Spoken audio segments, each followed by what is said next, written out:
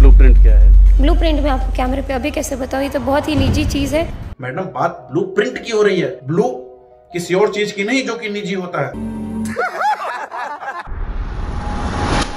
दोस्तों, बिहार और उत्तर प्रदेश का भारतीय राजनीति में बहुत बड़ा योगदान है। हमारे यहाँ से एक से बढ़कर एक अश्लील नचनिए गवैये दिग्गज कलाकार भारतीय राजनीति में भेजे गए हैं। चाहे वो बगल वाली से जान मरवाने वाले हों, चाहे रिमोट से लहंगा उठाने वाले हों, रिंकिया के पापा से लेकर चित्रा के ओयो वाले आका तक सब के सब भारत सरकार में बैठे हैं। सचमुच में? और अब तो इनसे भी टॉप क्लास के अश्लील नचनिए गवैये राजनीति में जाने के लिए फड़फड़ा रहे हैं। रात में दिया बुताने वाले और पलंग तोड़ने वाले भी राजनीति में घुसने की कोशिश कर रहे हैं। ताज्जुब की बात यह है कि बिहार की जनता ऐसे लोगों को भर भर के वोट करती है।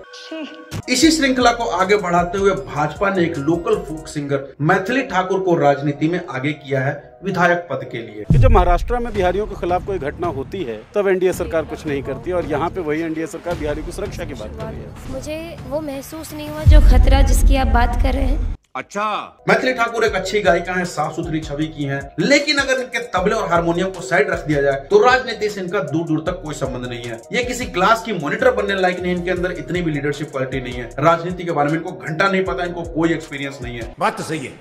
जब एक पत्रकार ने इनसे ब्लूप्रिंट के बारे में पूछा तो कहती है ब्लूप्रिंट तो निजी मामला है, इसको कैसे शेयर कर सकते हैं? क्या साबित करना चाहता है तू? क्या साबित करना चाहता है तू? अभी पता चलेगा। ब्लूप्रिंट क्या है? ब्लूप्रिंट में आपको कैमरे पे अभी कैसे बताऊँ, ये तो बहुत ही निजी चीज है। मैडम बात ब्लूप्रिंट की हो रही है, ब्लू किसी और चीज की नहीं जो कि निजी होता है। छोटी बच्ची हो क्या? मैडम ब्लूप्रिंट एक डिटेल एग्जीक्यूशन प्लान होता है जिसके तहत आप अपने एक्शंस को एग्जीक्यूट कर सकती हैं।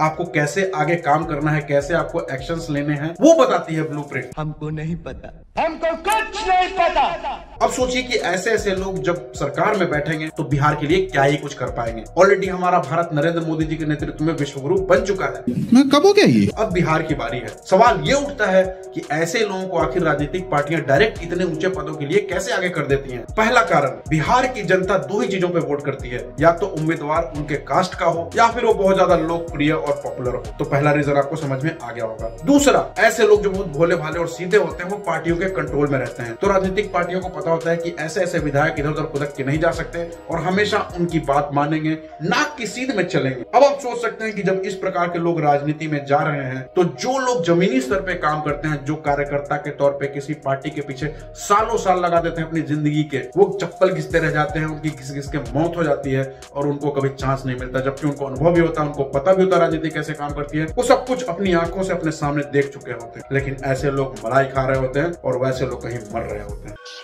ये सिचुएशन है हमारे भारत सरकार की, ये सिचुएशन है हमारे बिहार सरकार की, ये सिचुएशन है हमारे देश के राजनीति की। तालियां बजाओ, थालियां बजाओ, गुणगान करो, दीप जलाओ।